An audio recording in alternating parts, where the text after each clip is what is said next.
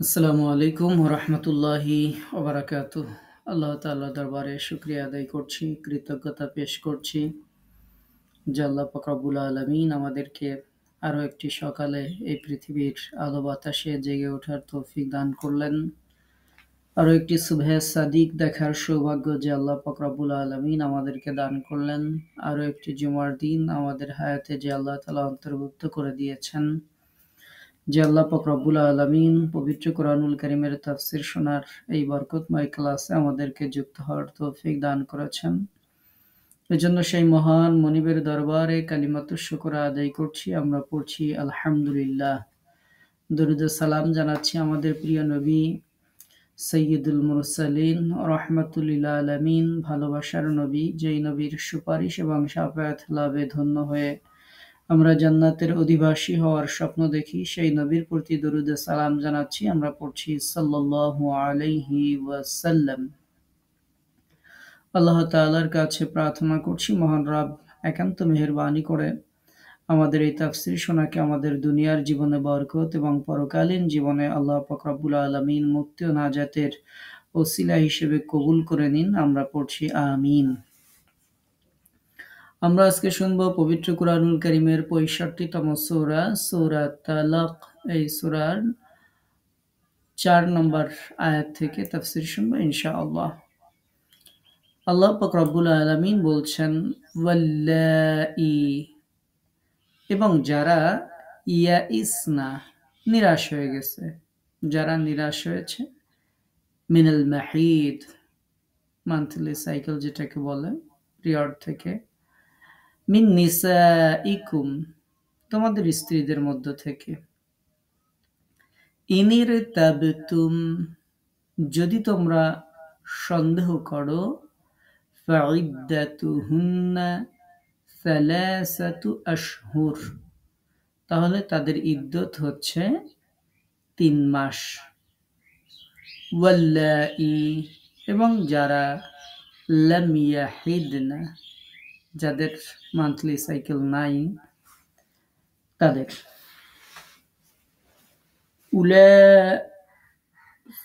তারপরে হচ্ছে ওয়া উলাতুল আহমালি, এবং যারা প্রেগনেন্ট, যারা গর্ভবতী, আজালুহুন্না, তাদের সময়কাল, তাদের সময়কাল মানে তাদের ইদ্দতের সময়কাল,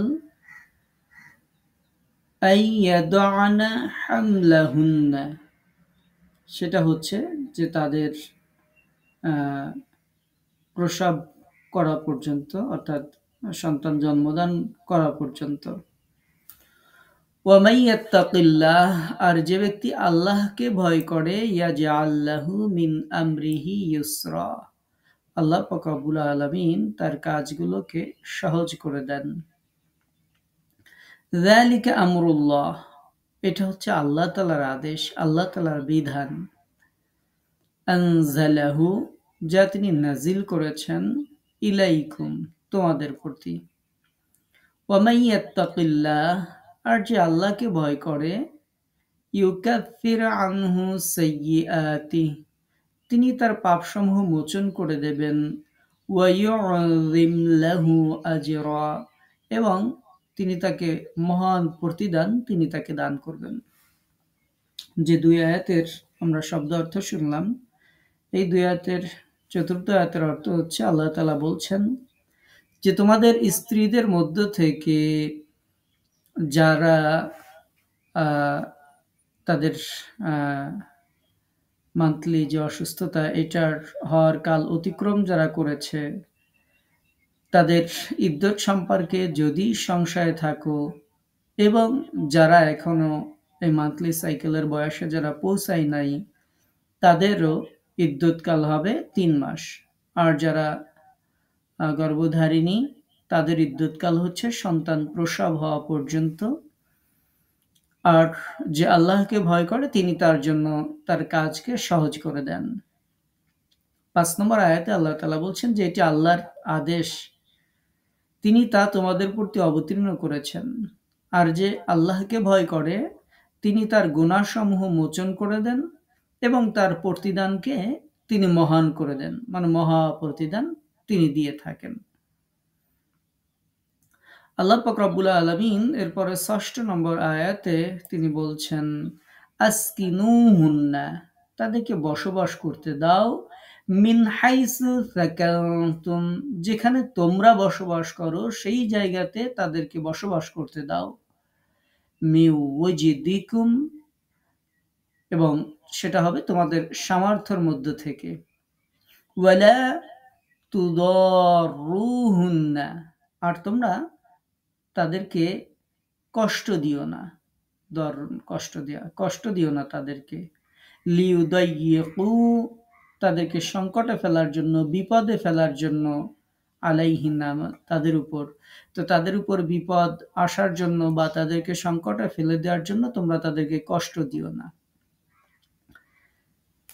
ওয়া ইন কুন্না, আর যদি তারা হয়, উলাতি হামলিন, যদি তারা গর্ভধারিণী হয়, ফাআনফিকু আলাইহিন্না, তবে তোমরা তাদের জন্য খরচ করবে, ব্যয় করবে, হাত্তা, সেই দিন পর্যন্ত, ততক্ষণ পর্যন্ত, ইয়াদআনা হামলাহুন্না, যেই দিন তারা গর্ভপ্রসব করে বা সন্তান জন্ম দেয়, সেই দিন পর্যন্ত তাদের জন্য ব্যয় করবে। ফাইন আরাদনা, ফাইন, অতঃপর যদি, আরাদনা, তারা স্তন্যদান করে, অর্থাৎ দুধ পান যদি তারা করায়, লাকুম, তোমাদেরকে, মানে এই তোমাদের জন্য মানে হচ্ছে তোমাদের বাচ্চাদেরকে আর কি, আর দানা লাকুম, তোমাদের বাচ্চাদেরকে যদি স্তন্যপান করায়, এখানে বাচ্চা শব্দটি নেই, কিন্তু এই লাকুম, এই যে সন্তান হচ্ছে পিতার, এজন্য বলা হয়েছে লাকুম, তোমাদের, তোমাদের মানে তোমাদের বাচ্চাদেরকে যদি তারা স্তন্যপান করায়, ফাআতুহুন্না উজুরাহুন্না, তবে তাদেরকে তোমরা পারিশ্রমিক দিয়ে দেবে। ওয়াতামিরু বাইনাকুম বিমা'রুফ, আর তোমরা এই পারিশ্রমিক নির্ধারণ করবে, এটা হচ্ছে ওয়াতামিরু, তোমরা পরামর্শ করবে, বাইনাকুম, তোমাদের মাঝে, বিমা'রুফিন, সঙ্গতভাবে পরামর্শ করে একটা পারিশ্রমিক নির্ধারণ করে পারিশ্রমিক তাকে দিয়ে দেবে। ওয়াইন, আর যদি, তাআসারতুম, তোমরা যদি কঠোরতা করো, পরস্পর যদি ছাড় না দাও, কঠোরতা যদি করো, ফাসাতুরদিউ, তবে স্তন্যপান করাবে, লাহু, তার জন্য, উখরা, অন্য কেউ, অর্থাৎ এই বাচ্চার জন্য অন্য কোনো নারীর ব্যবস্থা করতে হবে যে তাকে স্তন্য পান করাবে অর্থের বিনিময়ে।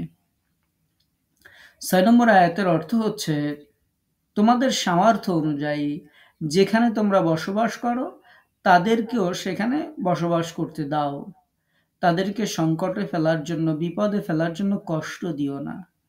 আর তারা যদি গর্ভধারিণী হয়, তাহলে তাদের সন্তান প্রসব করা পর্যন্ত তোমরা তাদের জন্য ব্যয় করো, আর তারা তোমাদের জন্য, তোমাদের সন্তানদেরকে স্তন্যপান করালে তাদের পাওনা তাদেরকে দিয়ে দাও, এবং সন্তানের কল্যাণের জন্য তোমরা সঙ্গতভাবে তোমাদের মাঝে পরস্পর পরামর্শ করো।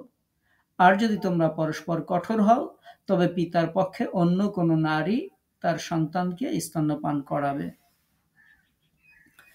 এরপর আল্লাহ পাক রব্বুল আলামিন ৭ নম্বর আয়াতে বলছেন, লিয়ুনফিক, যেন খরচ করে, যেন ব্যয় করে, জু জু সাআতিন, জু সাআতিন মানে হচ্ছে সচ্ছল ব্যক্তি, জু মানে আছে, সাআহ সচ্ছলতা আছে, মানে যাকে আমরা ধনী বলি, বড়লোক বলি। জু সাআতিন, সচ্ছল ব্যক্তি যেন খরচ করে, মিন সাআতিহি, তার সচ্ছলতা অনুযায়ী, সচ্ছল ব্যক্তি, ধনী ব্যক্তি যেন তার সচ্ছলতা অনুযায়ী সে যেন খরচ করে, সে যেন ব্যয় করে। এরপর ওয়ামিন কুদিরা, ওয়ামিন না, ওয়ামান, এবং যে ব্যক্তি, কুদিরা, এই কুদিরা শব্দের অর্থ হচ্ছে সংকীর্ণ হওয়া, সীমিত করা হয়েছে, আলাইহি, যার উপর সীমিত করে দেয়া হয়েছে, রিজকুহু, রিজিককে যার উপর সীমিত করে দেয়া হয়েছে, ফালইউনফিক, সে যেন ব্যয় করে মিম্মা আতাহুল্লাহ, আল্লাহ তাকে যতটুকু দিয়েছেন, যা দিয়েছেন, সে যেন তা থেকে খরচ করে, ব্যয় করে। লা ইউকাল্লিফুল্লাহু নাফসান, আল্লাহ পাক রব্বুল আলামিন কাউকে কষ্টে ফেলেন না, কোনো ব্যক্তিকে, ইল্লা মা আতাহা, যা তাকে দিয়েছেন তা ছাড়া। অর্থাৎ আল্লাহ তাদেরকে যা দিয়েছেন তার বাইরে কাউকে কষ্ট ফেলেন না, কষ্ট দেন না। সাইয়াজআলুল্লাহ, আল্লাহ তাআলা খুব দ্রুতই দিবেন, বা'দা, এরপরে, উসরিন, কষ্টের পরে, ইউসরা, স্বস্তি, কষ্টের পরে স্বস্তি আল্লাহ তাআলা খুব দ্রুতই দিয়ে দিবেন। আয়াতের অর্থ হচ্ছে সামর্থ্যবান ব্যক্তি, ধনী ব্যক্তি, সচ্ছল ব্যক্তি যেন নিজের সামর্থ্য অনুযায়ী ব্যয় করে, আর যার রিজিক সংকীর্ণ করা হয়েছে সে যেন আল্লাহ তাকে যা দিয়েছেন তা থেকে ব্যয় করে। আল্লাহ কারো উপর বোঝা চাপাতে চান না, তিনি তাকে যা দিয়েছেন তার চাইতে বেশি বোঝা চাপাতে চান না। আল্লাহ তাআলা কঠিন অবস্থার পর তিনি সহজতা দান করেন, তিনি কষ্টের পর স্বস্তি দান করেন, দুঃখের পর শান্তি দান করেন।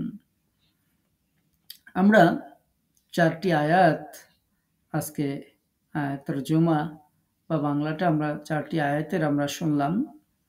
এই 4টি আয়াতের মধ্যে আমরা সূরা তালাক শুনছিলাম। আপনারা জানেন সূরা তালাকের মধ্যে ইসলামের যে পারিবারিক বন্ধন সেটা যেন সুদৃঢ় থাকে, পারিবারিক বন্ধনে যেন শৈথিল্য না আসে,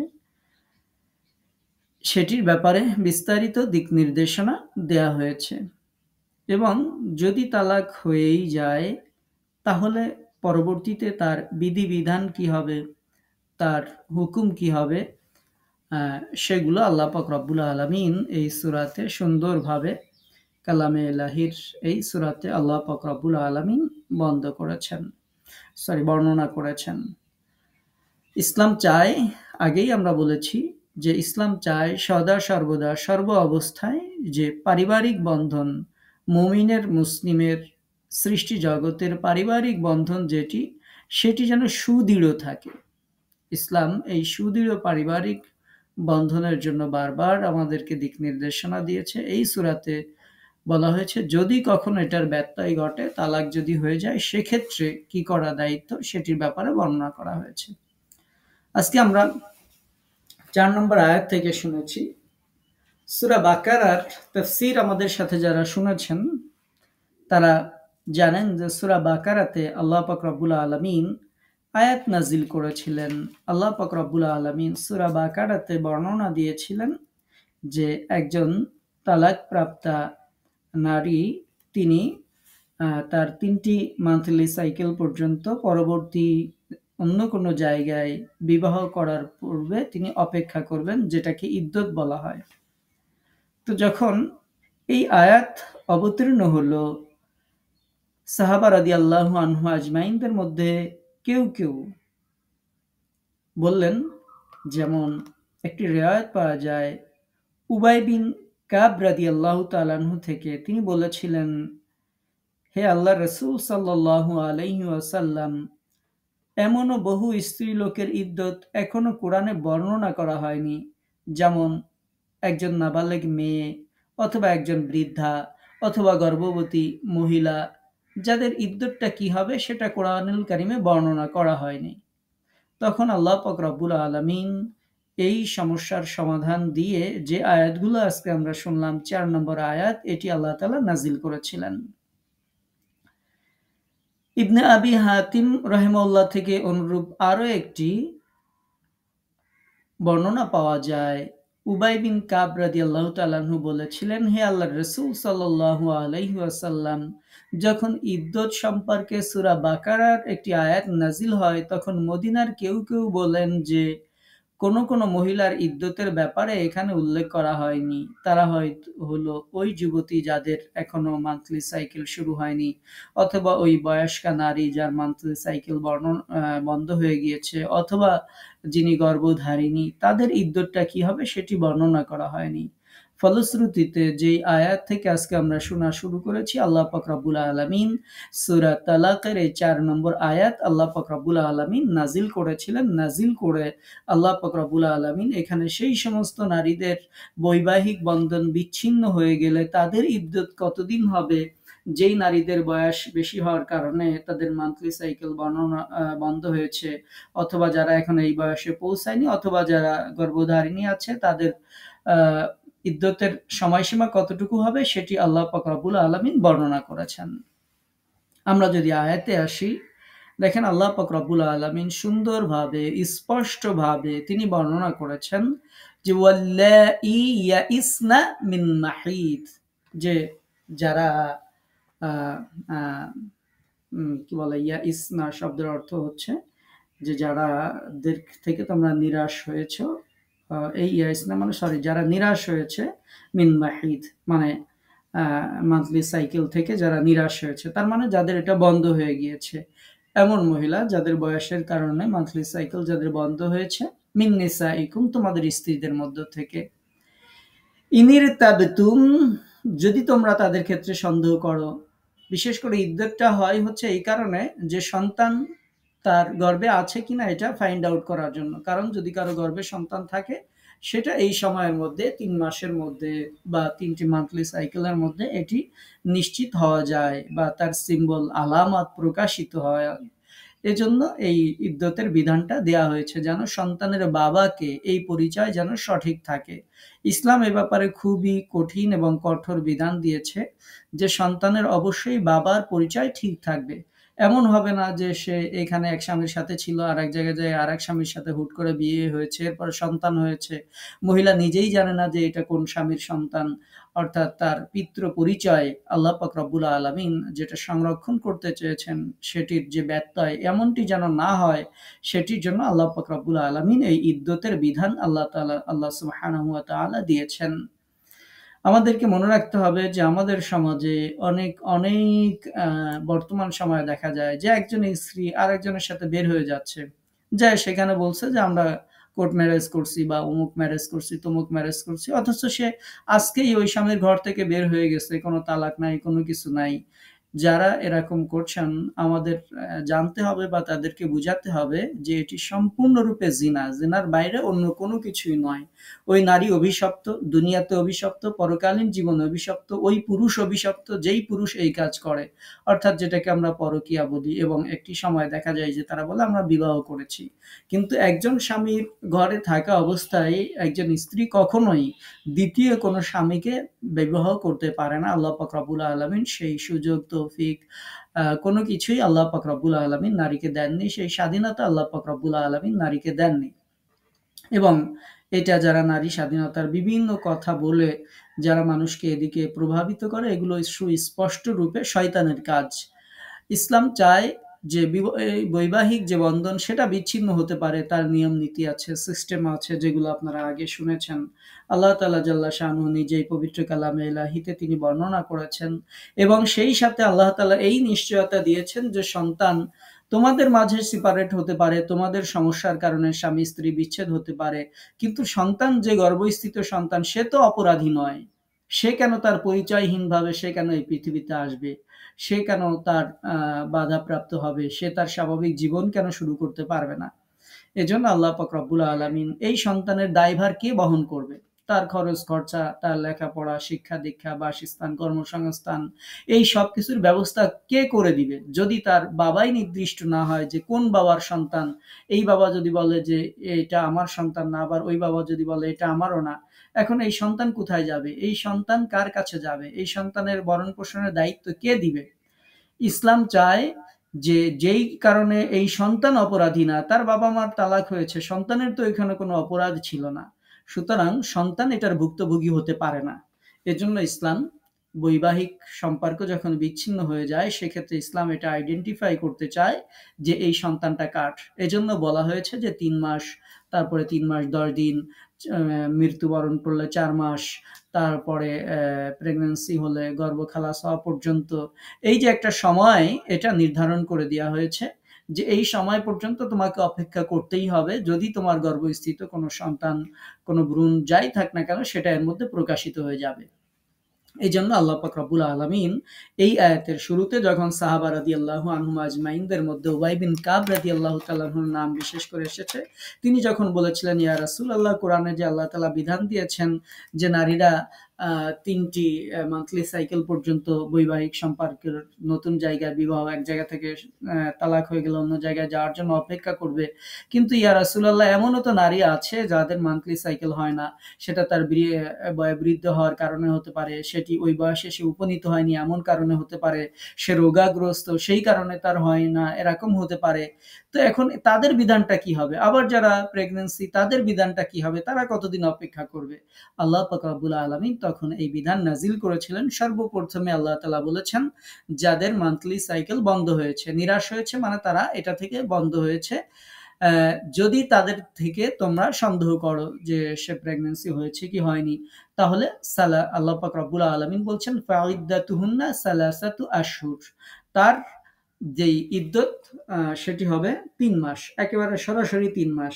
এখানে বলা হয়নি যে সে ৩টি মান্থলি সাইকেল পর্যন্ত অপেক্ষা করবে, এমন কোনো কিছু বলা হয়নি। সরাসরি আল্লাহ পাক রব্বুল আলামিন বলে দিয়েছেন যে এরকম যারা, তাদের ইদ্যত হবে ৩ মাস। আর কাদের? ওয়াল্লাঈ লাম ইয়াহিদনা, যারা এখনো এই বয়সে উপনীত হয়নি, যাদের এখনো মান্থলি সাইকেল হয়নি, তারা, তাদের যদি বিবাহ হয় এমন অবস্থায়, এখন তাদের মধ্যে সেপারেট হয়ে গেল, তালাক হয়ে গেল, তাহলে তারা ৩ মাস পর্যন্ত অপেক্ষা করবে। এরপর আল্লাহ পাক রব্বুল আলামিন সাহাবা রাদিয়াল্লাহু আনহুম আজমাইনদের যে তৃতীয় যে বর্ণনা ছিল যে, ইয়া রাসূলুল্লাহ, যারা গর্ভধারিণী যারা আছেন, তাদের ক্ষেত্রে ইদ্যতটা কতদিন হবে? এমন অবস্থায় যদি কারো তালাক হয়েই যায় যে সময় তিনি গর্ভধারিণী ছিলেন, তাহলে তারা কতদিন অপেক্ষা করবেন? আল্লাহ পাক রব্বুল আলামিন বিধান দিয়েছেন, ওয়া উলাতুল আহমালি আজালুহুন্না আইয়াদুনা হামলাহুন্না। আল্লাহ পাক রব্বুল আলামিন বলছেন, তারা তাদের সন্তান জন্মদান করা পর্যন্ত তাদের যে ইদ্যত, এটি হচ্ছে তাদের সন্তান জন্মদান করা পর্যন্ত। যেদিন সন্তান জন্মদান হয়ে যাবে, সেই দিন তাদের ইদ্যত থেকে তারা খালাস হয়ে যাবে। কারণ সেই দিন তার আগের যে স্বামী ছিল, তার সন্তান তার যে জরায়ু থেকে বের হয়ে আসছে, তার পেট থেকে বের হয়ে আসছে, সেই দিনই তার ইদ্যত শেষ হয়ে যাবে। তবে সেক্ষেত্রেও তাকে আবার ইদ্যত শেষ হয়ে যাবে, কিন্তু তাকে পবিত্রতা অর্জন পর্যন্ত অপেক্ষা করতে হবে। যেহেতু ইসলামে এই সময়টা মানুষের সাথে কোনো ধরনের সম্পর্ক করা নিষেধ, সেহেতু তাকে অপেক্ষা করতে হবে, কিন্তু সেটা তার ইদ্যতের মধ্যে অন্তর্ভুক্ত না। ইদ্যত যেটি, সেটি হচ্ছে যে তার যেদিন তার সন্তান জন্ম দেওয়া হয়ে গেল, সেই দিন তার ইদ্যত শেষ হয়ে যাবে। এরপরে চাইলে সে নতুন জায়গায় বিবাহ বসতে পারে। আল্লাহ পাক রব্বুল আলামিন এভাবে বিধান দিয়েছেন। আল্লাহ তাআলা জাল্লা শানহু এই বিধান দেওয়ার পর তিনি বর্ণনা করছেন যে, ওয়ামাই ইয়াত্তাকিল্লাহ, যে আল্লাহকে ভয় করে, ইয়াজআল লাহু মিন আমরিহি ইউসরা, আল্লাহ তাআলা তার কাজগুলোকে সহজ করে দেন। এবং আমরা এই যে ঘটনাগুলো শুনলাম, এই ঘটনাগুলো আল্লাহ রাসূলুল্লাহ সাল্লাল্লাহু আলাইহি ওয়াসাল্লাম এর সময় এই ঘটনাগুলো ঘটছিল। বিশেষ করে এমন কিছু ঘটনা ঘটছিল এই আয়াতগুলো অবতীর্ণ হওয়ার প্রেক্ষাপট, এবং এই ঘটনাগুলো সে সময়ে ঘটেছিল বলেই আমরা এই সুন্দর বিধানগুলো পেয়েছি। আমরা আল্লাহ পাক রব্বুল আলামিনের এই বিধানগুলো আমরা পেয়েছি। যেই সমস্যাগুলো আমাদের সমাজে আমরা দেখি, এই সমস্যার মতো সমস্যা সে সময়ে ছিল। আবু সালামা রাদিয়াল্লাহু তাআলা আনহু থেকে বর্ণিত আছে যে, একজন লোক ইবনে আব্বাস রাদিয়াল্লাহু তাআলা আনহুর নিকট আগমন করেন। ওই সময় আবু হুরায়রা রাদিয়াল্লাহু তাআলা আনহু তার নিকটে বসা ছিলেন। লোকটি ইবনে আব্বাস রাদিয়াল্লাহু তাআলা আনহুকে জিজ্ঞাসা করেছিলেন, যে মহিলার স্বামীর মৃত্যুর ৪০ দিন পর সন্তান ভূমিষ্ঠ হয়, তার ব্যাপারে আপনার ফতোয়া কি? উত্তরে তিনি বলেছিলেন যে, দুটি ইদ্যতের মধ্যে শেষের ইদ্যতটি সে পালন করবে, অর্থাৎ এই অবস্থায় তার ইদ্যত হবে ৩ মাস। তো আবু সালামা রাদিয়াল্লাহু তাআলা আনহু তখন বলেছিলেন যে, কুরআনুল কারীমে তো রয়েছে যে গর্ভবতী মহিলার ইদ্যত হলো সন্তান ভূমিষ্ঠ হওয়ার সময়কাল পর্যন্ত। আবু হুরায়রা রাদিয়াল্লাহু তাআলা আনহু তখন বলেছিলেন, আমিও আমার চাচাতো ভাই আবু সালামা রাদিয়াল্লাহু তাআলা আনহুর সাথে একমত রয়েছি। তৎক্ষণাৎ ইবনে আব্বাস রাদিয়াল্লাহু তাআলা আনহু এবং তার গোলাম কুরাইব রাদিয়াল্লাহু তাআলা আনহুকে উম্মে সালামা রাদিয়াল্লাহু তাআলা আনহার নিকট এই মাসালা জানার জন্য প্রেরণ করা হয়। উম্মে সালামা রাদিয়াল্লাহু তাআলা আনহা বলেন যে সুবাইয়াহ আল আসলামি রাদিয়াল্লাহু তাআলা আনহু রাদিয়াল্লাহু তাআলা আনহা তার স্বামী যখন নিহত হন তখন তিনি প্রেগন্যান্সি অবস্থায় ছিলেন। তো 40 দিন পর তার সন্তান প্রসব হয়েছিল। এরপর তার জন্য বিয়ের প্রস্তাব আসে এবং রাসূলুল্লাহ সাল্লাল্লাহু আলাইহি ওয়াসাল্লাম তার বিবাহ পড়িয়ে দিয়েছিলেন। বিবাহের প্রস্তাবকারীদের মধ্যে আবু সানাবিল রাদিয়াল্লাহু তাআলা আনহু ছিলেন। তো এটি বর্ণনা পাওয়া যায় যে যখনই তার গর্ভের সন্তান জন্ম হবে তখনই তাকে অন্য জায়গায় বিয়ে দেওয়া যাবে, যেটি এই হাদিস থেকে প্রমাণ পাওয়া যায়।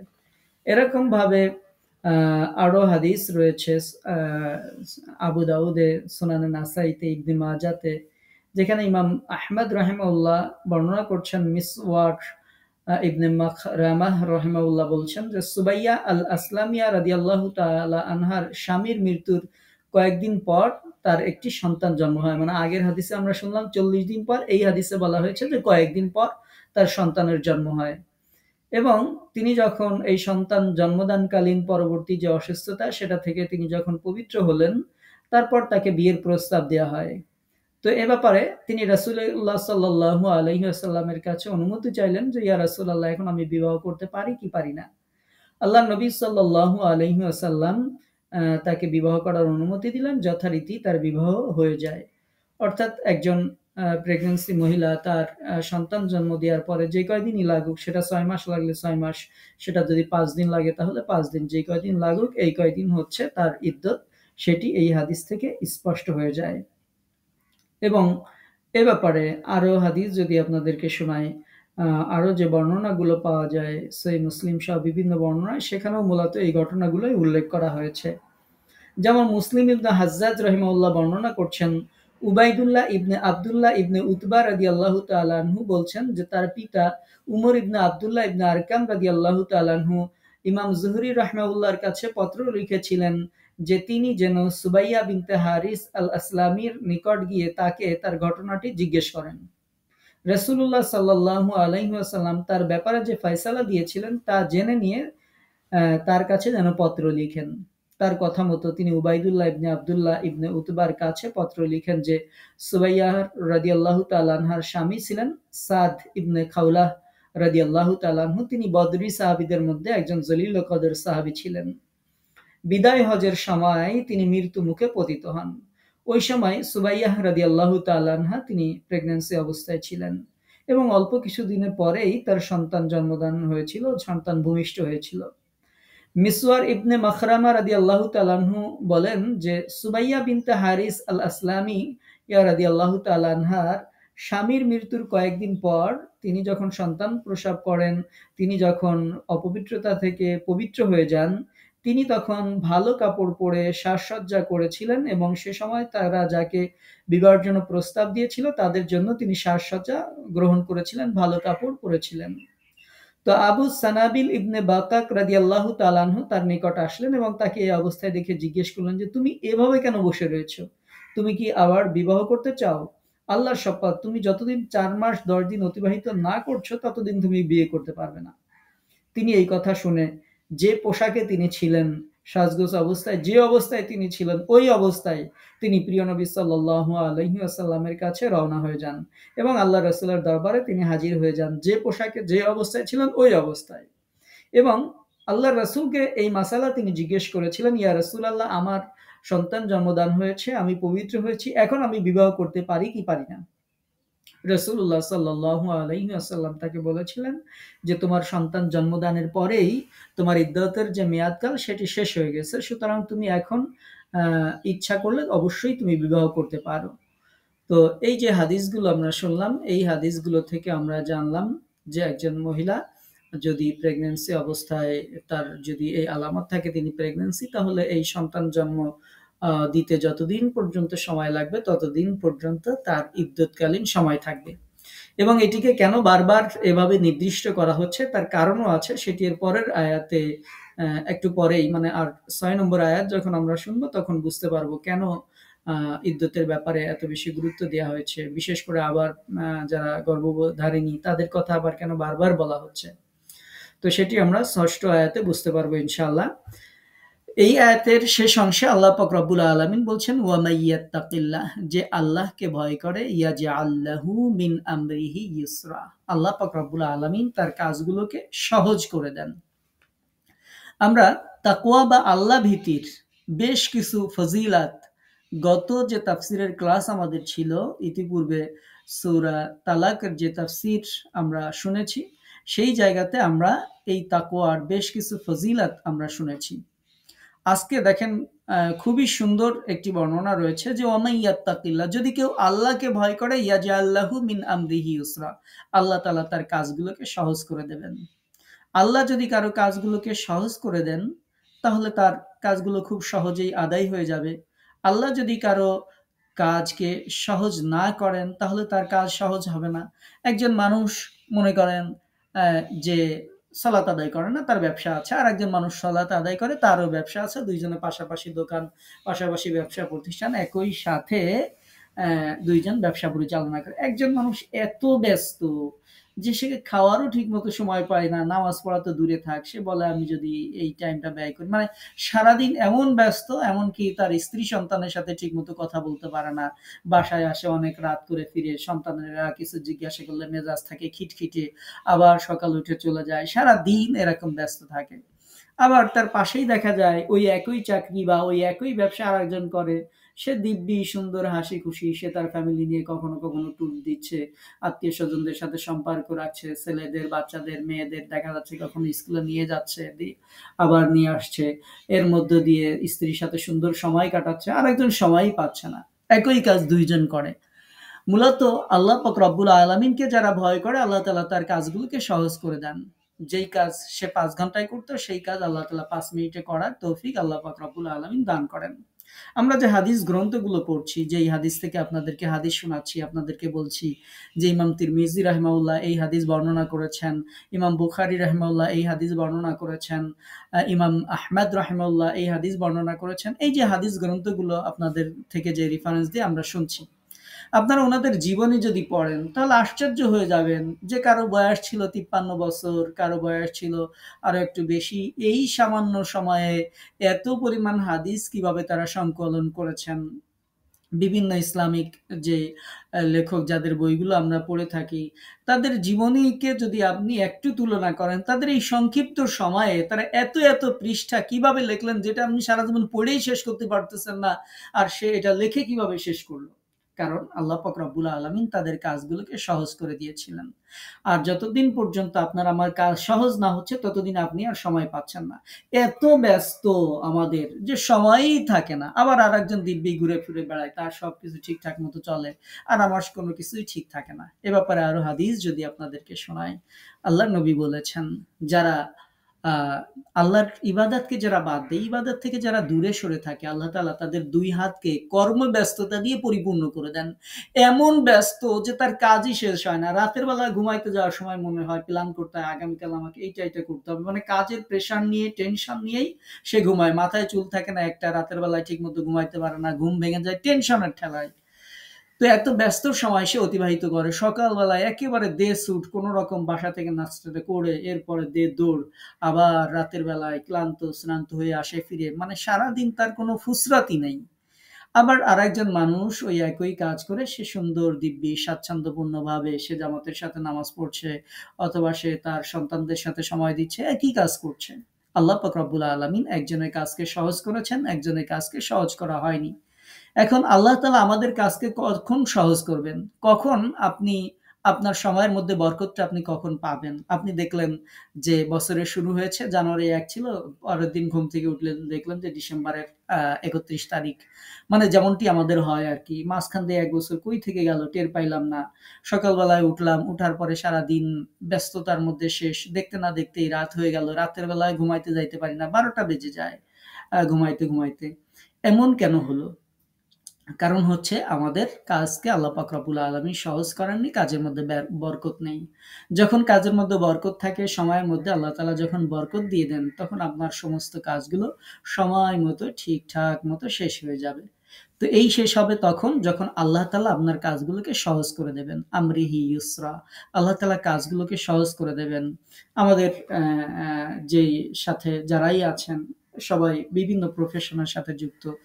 আমরা কম বেশি কোনো না কোনো কাজের সাথে আপনি, আমি, আমরা সবাই যুক্ত। কিছু না হলেও অন্তত ঘর সংসার তো সামলাতে হয়। যেহেতু আমাদের এখানে ম্যাক্সিমাম হচ্ছে আপুরাই আছেন, তো তাদের জন্যই বলছি। সুতরাং কাজের মধ্যে তো আমরা আছি। এখন এই কাজটাকে আল্লাহ পাক রব্বুল আলামিন সহজ যদি করে দেন, তাহলে আপনি রিল্যাক্সে থাকতে পারবেন। যদি আল্লাহ তাআলা কাজকে সহজ না করেন, তাহলে আপনার সারাদিনে হুঁশ আপনি আর পাবেন না। এইটা করতে না করতে ওইটা, ওইটা করতে না করতে ওইটা। এরপরে মানে আপনার একটা অবস্থা হয়ে যাবে, বড় ধরনের একটা পেরেশানির মধ্যে আপনি থাকবেন। আমরা আমাদের পেরেশানিকে দূর করতে পারি আল্লাহ যদি আমাদের কাজকে সহজ করে দেন। আল্লাহ তখনই সহজ করবেন যখন তার বান্দা অথবা বান্দি আল্লাহকে ভয় করার মতো ভয় করবে। কেমন ভয় করবে সেটির আলোচনা আমরা ইতিপূর্বে করেছি। এজন্য এটি আমরা আবার রিপিট করছি না। আল্লাহ পাক রব্বুল আলামিন শুধু এই অংশটুকু মুখস্থ রাখবেন। আল্লাহকে যারা ভয় করে আল্লাহ তাআলা তাদের কাজকে সহজ করেন। সুতরাং আপনি আমি যত বেশি আল্লাহকে ভয় করব, আল্লাহ পাক রব্বুল আলামিন তত বেশি আপনার আমার কাজকে সহজ করে দেবেন। আগেই যেটা বলেছি যে অনেকের রুটিন দেখবেন যে এই রুটিনের মধ্যে অনেক কাজ করে। আর আপনি আমি দেখে আশ্চর্য হয়ে যাই, আরে এই সময়ের মধ্যে কিভাবে সে এত কাজ করে? এই সময়ের মধ্যে এত কাজ সে করে কারণ আল্লাহ তাআলা তার কাজকে সহজ করে দিয়েছেন। আপনার কাজকে আল্লাহ তাআলা যেদিন সহজ করে দেবেন, সেই দিন আপনিও এরকমভাবে অনেক, অনেক কাজ আপনি সময়ের মধ্যেই আপনি সুন্দরভাবে আঞ্জাম দিতে পারবেন। সবকিছু অনেক সুন্দরভাবে আপনি সম্পন্ন করতে পারবেন। মূলত হচ্ছে আল্লাহ পাক রব্বুল আলামিন যার কাজকে সহজ করে দেন। একজন মানুষের একটা জিনিস দরকার। দেখা যাচ্ছে তিনি ১০ জায়গায় ঘুরে সেই জিনিস ম্যানেজ করেন। আরেকজনের মানুষের একটা জিনিস দরকার, সেটি ঘর থেকে বের হলে তার হাতের নাগালে সে পেয়ে যায়। তো এটি হচ্ছে আল্লাহর রহমত। আল্লাহ পাক রব্বুল আলামিনের বরকত। আল্লাহ পাক রব্বুল আলামিন যাকে ইচ্ছা করেন, তখন আল্লাহ পাক রব্বুল আলামিন তার কাজকে সহজ করে দেন এবং এই কাজ সহজ করার সাথে তাকওয়ার সম্পর্ক। মানুষ যখন আল্লাহকে যত বেশি ভয় করে, আল্লাহ তাআলা তার দায়িত্ব পালন করাকে তত সহজ করে দেন। আল্লাহ যদি কোনো বান্দার কাজকর্ম সহজ করে দেন, আপনার যদি কাজকর্ম সহজ হয়ে যায়, বুঝতে পারবেন আপনি আল্লাহ তাআলার কাছ থেকে সবচেয়ে বড় ধরনের কোনো একটি নিয়ামত আপনি পেয়ে গিয়েছেন।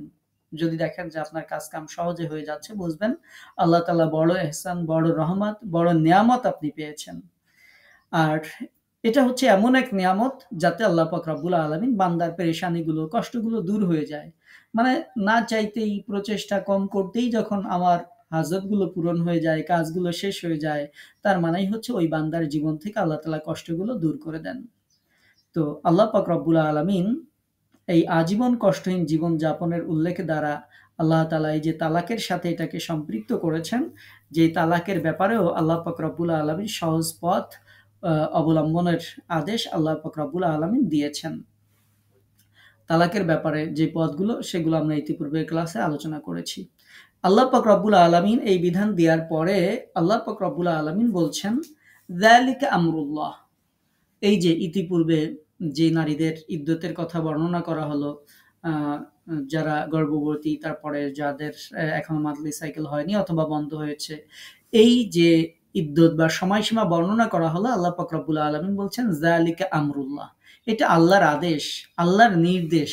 এখানে পৃথিবীর আমরা সবাই মিলে যদি ভোট দিই, ভোট দিয়ে যদি বলি যে আমরা আইন একটা তৈরি করতে চাই যে আজকে যার তালাক হয়েছে সে কালকেই বিবাহ বসতে পারবে।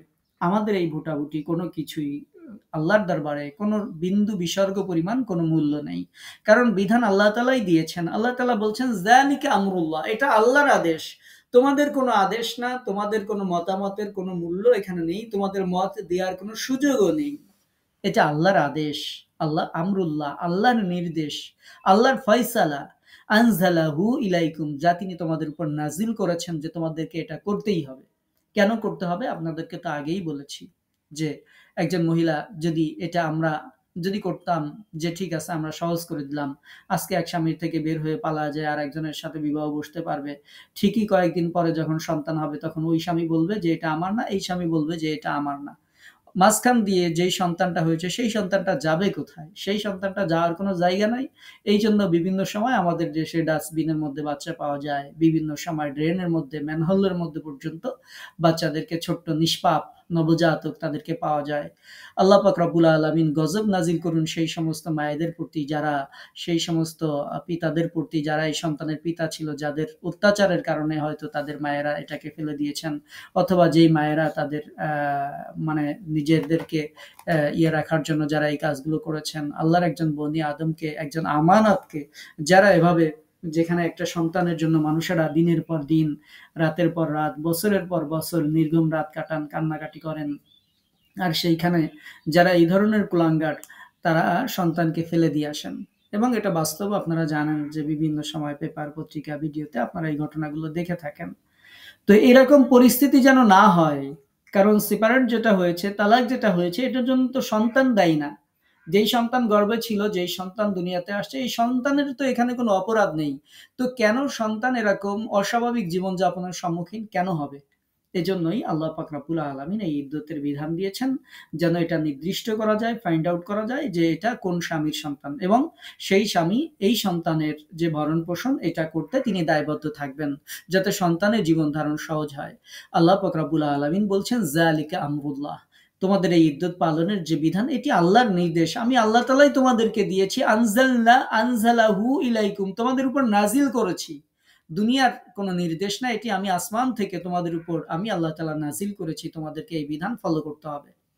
এরপর আল্লাহ পাক রব্বুল আলামিন আবার বলছেন, ওয়ামাইয়াত্তাকিল্লাহ, যদি কেউ আল্লাহকে ভয় করে, ইউকাফির আনহু সাইয়্যাতিহি, আল্লাহ পাক রব্বুল আলামিন তার গুনাহগুলো, তার পাপগুলো আল্লাহ পাক রব্বুল আলামিন মাফ করে দেবেন। শুধু পাপগুলোকে মাফ করেই দেবেন না, ওয়া ইউআযিম লাহু আজরা, আল্লাহ পাক রব্বুল আলামিন তাকে অনেক বড় প্রতিদান, অনেক বড় পুরস্কার আল্লাহ পাক রব্বুল আলামিন তাকে দান করবেন।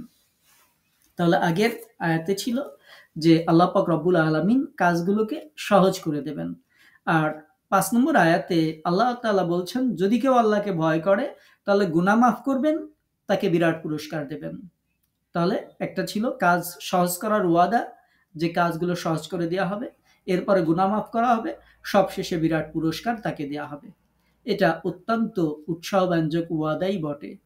এটা একটা সর্বাত্মক সিদ্ধান্ত, সর্বব্যাপী একটা প্রতিশ্রুতি। তবে তালাকের ক্ষেত্রে যেহেতু আমরা এই আয়াতটা শুনছি, তালাকের বিষয়টির উপরও এর প্রভাব পড়ে, এবং আল্লাহ পাক রব্বুল আলামিন তার অনুগ্রহ সম্পর্কে একজন বান্দার মনকে সচেতন করে তুলে।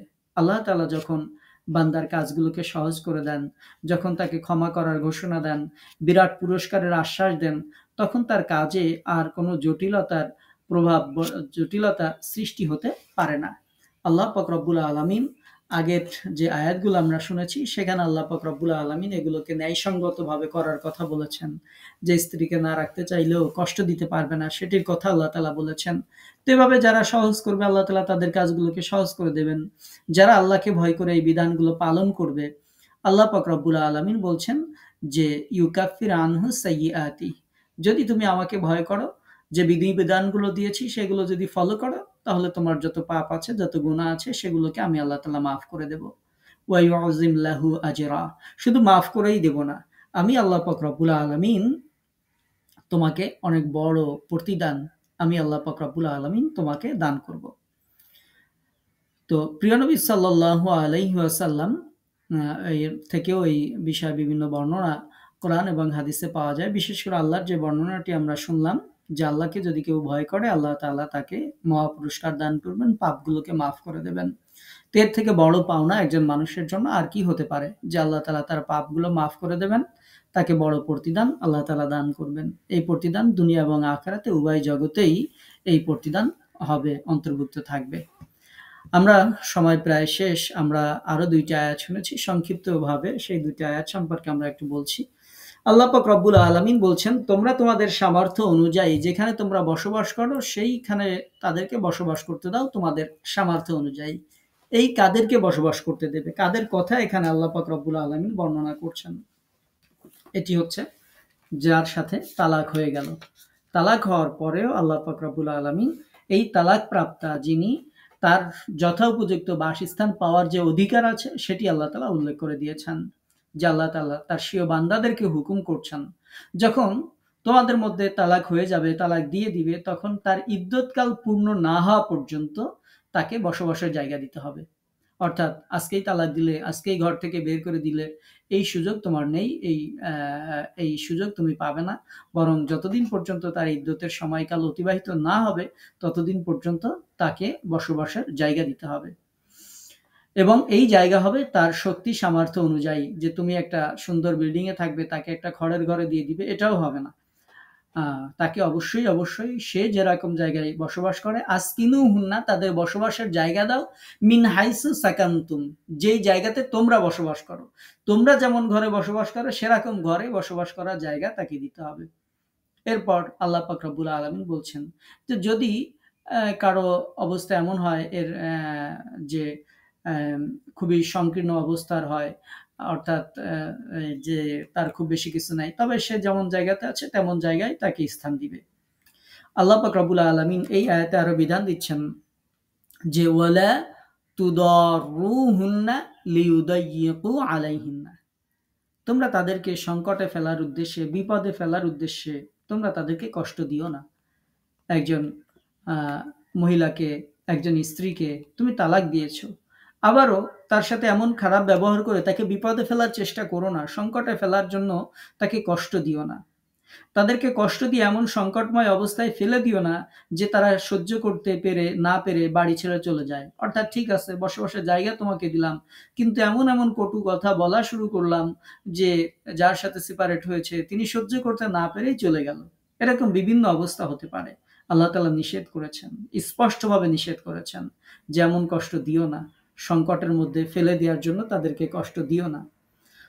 অথবা তাদেরকে তুমি এমন কষ্ট দিলে যে সে তার মোহরানার দাবি পরিত্যাগ করে সে চলে যেতে বাধ্য হলো, রাতের আধারে পালিয়ে যেতে বাধ্য হলো, যে আমি এমন নির্যাতনের সম্মুখীন হচ্ছি, মোহরানা দিয়ে কি করবো, আগে আমার জীবন বাঁচায়, সে পালিয়ে যেতে বাধ্য হলো। আল্লাহ পাক রব্বুল আলামিন বলছেন খবরদার, কোন অবস্থাতেই ওয়ালা তুদাররুহুন্না, তাদেরকে এরকম ভাবে তোমরা কষ্ট দিও না। তো এভাবে আরো বিভিন্ন ভাবে কষ্ট দেওয়া যায়। আমরা কয়টা উল্লেখ করব, যেমন আরো একটা এমন হতে পারে, এমন ভাবে তালাক দেওয়া যে প্রথমে এক তালাক দিল, যখন ইদ্যত পূর্ণ হয়ে যাবে, 2-3 দিন যখন বাকি আছে, তখন সে তাকে আবার ফিরে আনিল। কিছুদিন পরে আবার তালাক দিল, আবার তালাক দিয়ে তাকে এভাবে সেপারেট করে আলাদা রাখলো, আবারও কিছুদিন পরে ফিরিয়ে নিল, অর্থাৎ 2 তালাক পর্যন্ত যে ফিরিয়ে নেওয়া যায়, এভাবে তাদেরকে কষ্ট দিতে থাকলো। যত ধরনের কষ্ট দেওয়া যায়, যত ধরনের কষ্ট মানুষেরা দেয়, আল্লাহ পাক রব্বুল আলামিন নিষেধ করেছেন। একজনের সাথে তোমার সম্পর্ক ছিন্ন হতে পারে, তালাক হয়ে যেতে পারে, কিন্তু খবরদার ওয়ালা তুদাররুহুন্না, তাদেরকে কষ্ট দিও না, লিইউদাইয়িকু আলাইহিন্না, যে তারা বিপদে পড়ে যাবে এই উদ্দেশ্যে তোমরা তাদেরকে কষ্ট দিও না। আল্লাহ পাক রব্বুল আলামিন এরপর বলছেন ওয়া ইন কুন্না উলাতি হামলিন, তারা যদি প্রেগন্যান্সি হয়, যদি গর্ভধারিণী হয়, তাহলে তাদের জন্য ব্যয় করবে। ফাআনফিকু আলাইহিন্না, তাদের জন্য ব্যয় করবে, হাত্তা ইয়াদানা হামলাহুন্না, যতদিন পর্যন্ত তারা এই অবস্থায় থাকে, গর্ভবতী অবস্থায় থাকে, বাচ্চা প্রসব হওয়া পর্যন্ত তাদের জন্য ব্যয় করবে। তালাক প্রাপ্তা একজন নারী তিনি যদি গর্ভবতী হন, তাহলে তার খাওয়া দাওয়া খরচের দায়িত্ব হচ্ছে তার স্বামীর। তো এটি বর্ণনা করা হয়েছে বিশেষ করে ওই সকল মহিলাদের জন্য যাদেরকে শেষ তালাক দিয়ে দেওয়া হয়েছে, অর্থাৎ 3 তালাক যাদেরকে দিয়ে দেওয়া হয়েছে, যারা ইদ্যতের মধ্যে আছে, তাদের কথা আল্লাহ তাআলা আবারও স্মরণ করিয়ে দিচ্ছেন যে তুমি এখন আর তোমার স্ত্রীকে ফিরিয়ে নিতে পারবে না, যেহেতু তালাক হয়ে গেছে, কিন্তু খরচ ভরণ পোষণ তোমাকে দিয়েই যেতে হবে যতদিন না পর্যন্ত সন্তান জন্ম হয়। কেননা যাকে ফিরিয়ে নেওয়া যায় 1 তালাক 2 তালাক দেওয়ার পরে, ততদিন পর্যন্ত তোর স্ত্রী হিসেবেই সে খরচ খরচা পাবে। কিন্তু যখন 3 তালাক হয়ে যায়, যখন তাকে আর ফিরিয়ে নেওয়া না যায়, তখন এটা স্বামীর উপর দায়িত্ব যে সে প্রেগন্যান্সি হোক অথবা না হোক, তার খরচ খরচা তাকে দিতে হবে। বিশেষ করে যদি প্রেগন্যান্সি হয়, যদি গর্ভবতী হয়, আল্লাহ পাক রব্বুল আলামিন বলছেন যে তাহলে তুমি তার জন্য ব্যয় করবে, যতদিন না এই সন্তানের জন্ম হচ্ছে ততদিন পর্যন্ত তোমাকে তার ভরণ পোষণ, থাকার জায়গা, সবকিছুর ব্যবস্থা তোমাকে করতে হবে। এরপর আল্লাহ পাক রব্বুল আলামিন পরবর্তী বিধান দিচ্ছেন, ফাইন আরদানা লাকুম ফাআতুহুন্না উজুরাহুন্না। এরপরে যদি সে সন্তান, যখন এই নারীরা সন্তান প্রসব করবে, তখন যদি তারা তোমাদের সন্তানদেরকে দুধ পান করায়, তাহলে তাদেরকে একটা হচ্ছে যে তাদেরকে দুধ পান করাতে দিতে হবে। যদি সে চায় যে আমি আমার সন্তানকে স্তন্যপান করাবো, তাহলে অবশ্যই সেই ব্যবস্থা করে দিতে হবে। দ্বিতীয় হচ্ছে যে তাদেরকে পারিশ্রমিক দিয়ে দিতে হবে। ফাআতুহুন্না উজুরাহুন্না, তাদেরকে পারিশ্রমিক দিতে হবে।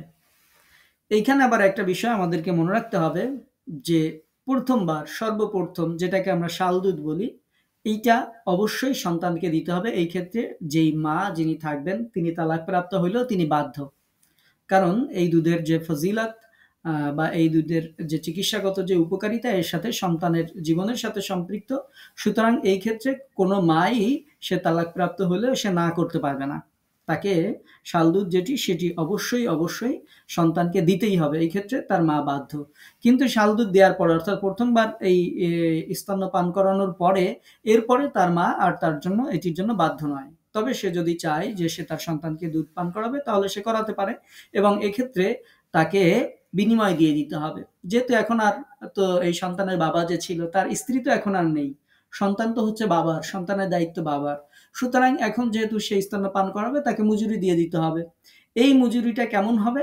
আল্লাহ পাক রব্বুল আলামিন বলছেন, ওয়া তামিরু বাইনাকুম বিমারুফ, তোমরা ন্যায়সঙ্গতভাবে একটা আলোচনা করো।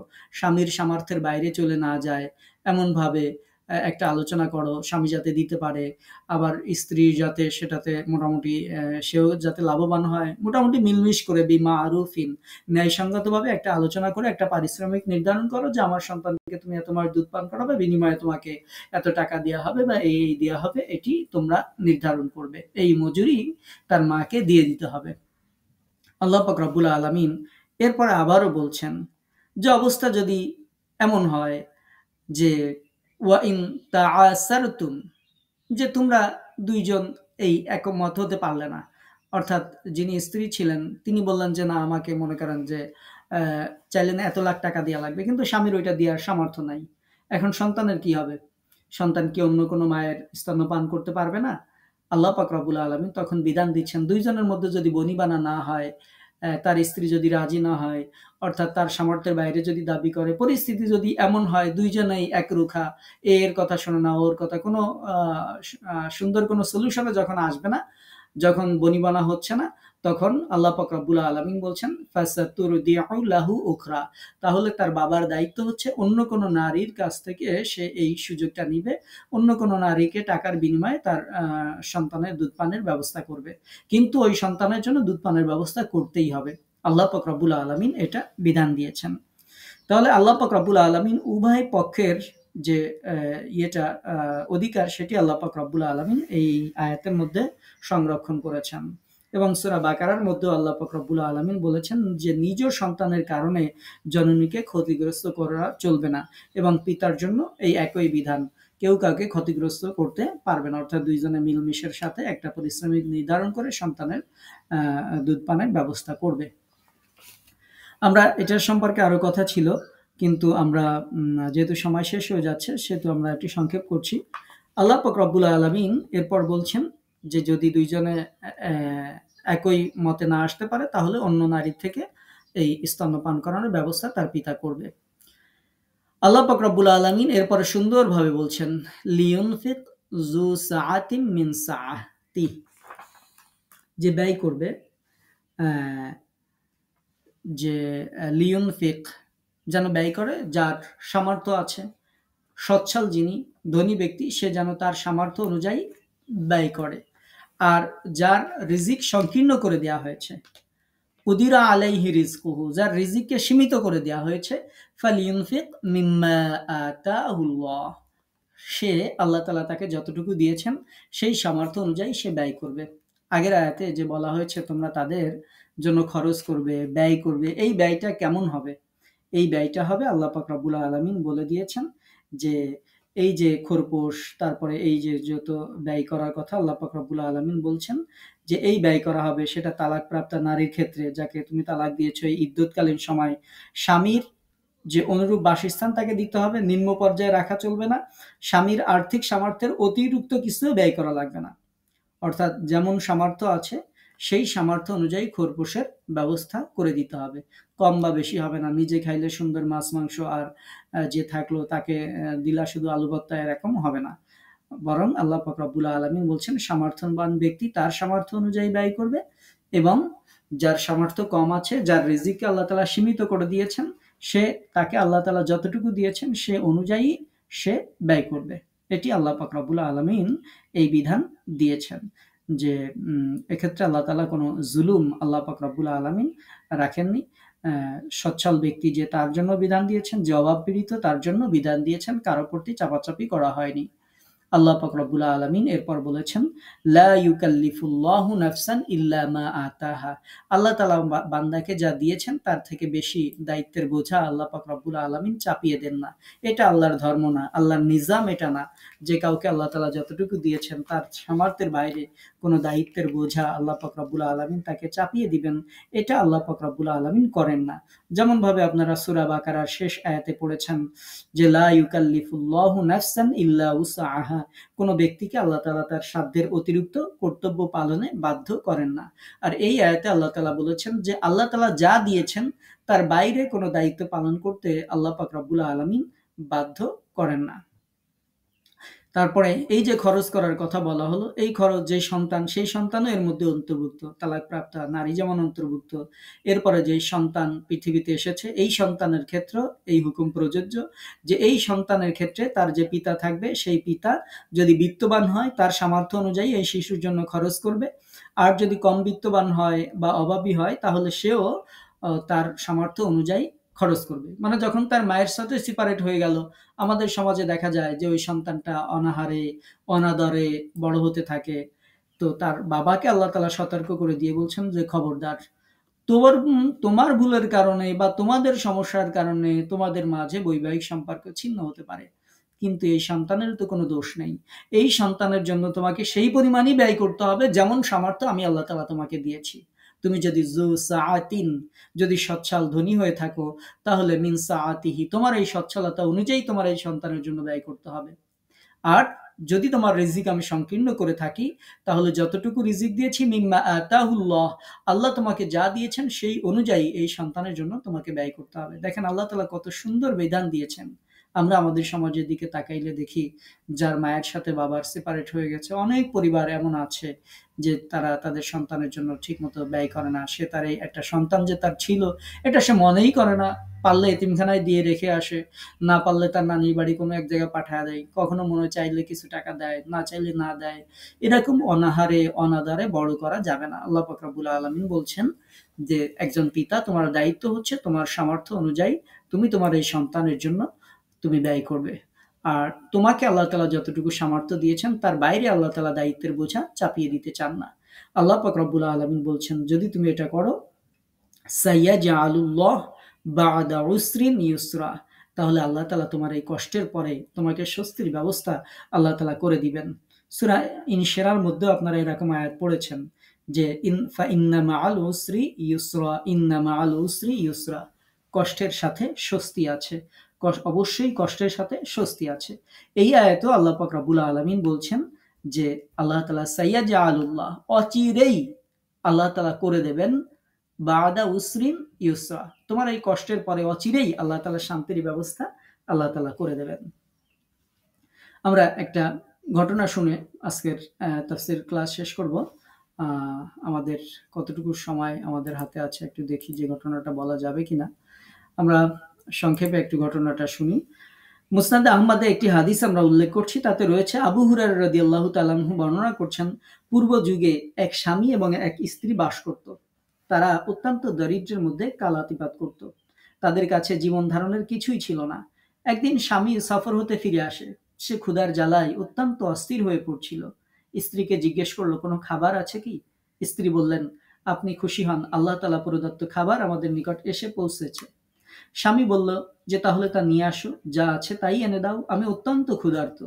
স্ত্রী বললেন, আরো একটু ধৈর্য ধারণ করুন। মহিলাটি আল্লাহর রহমতের অপেক্ষা করতে থাকলেন। যখন আরো কিছু বিলম্ব হয়ে গেল তখন স্বামী আবার বললেন, তোমার কাছে যা কিছু আছে তা নিয়ে আসো না কেন? আমি যে ক্ষুধার জ্বালায় অত্যন্ত কষ্ট পাচ্ছি। স্ত্রী বললেন, এত তাড়াহুড়া করছেন কেন? এখনই আমি চুল্লি থেকে পাতিল নামিয়ে আনছি। কিছুক্ষণ পর স্ত্রী যখন দেখল যে স্বামী আবার তাগাদা করতে উদ্যত হচ্ছে তখন সে নিজে নিজেই বলতে লাগলো, চুল্লি হতে হাঁড়ি উঠিয়ে দেখি তো। উঠে দেখে যে আল্লাহ তাআলার অসীম কুদরতে তার ভরসার বিনিময়ে বকরির গোশতে পাতিল পূর্ণ হয়ে আছে, এবং আরো দেখে যে যবের জাতা ঘুরতে আছে এবং সেখান থেকে আটা বের হচ্ছে। সে হাঁড়ি হাতে সমস্ত গোশত হাঁড়ি থেকে সমস্ত গোশত বের করে নিল এবং জাতা হতে আটা উঠিয়ে নিল এবং জাতা ঝেড়ে ফেলল। আবু হুরায়রা রাদিয়াল্লাহু তাআলা আনহু বলছেন, যার হাতে আবুল কাসেম রাসূলুল্লাহ সাল্লাল্লাহু আলাইহি ওয়াসাল্লামের প্রাণ রয়েছে তার শপথ, মুহাম্মদ সাল্লাল্লাহু আলাইহি ওয়াসাল্লাম বলেছেন, যদি ওই মহিলা সে তার জাতাকে ঝেড়ে না ফেলতো, তাহলে শুধু যদি সে আটা নিয়ে নিত, তাহলে কিয়ামত পর্যন্ত ওই জাতা ঘুরতেই থাকতো এবং সেখান থেকে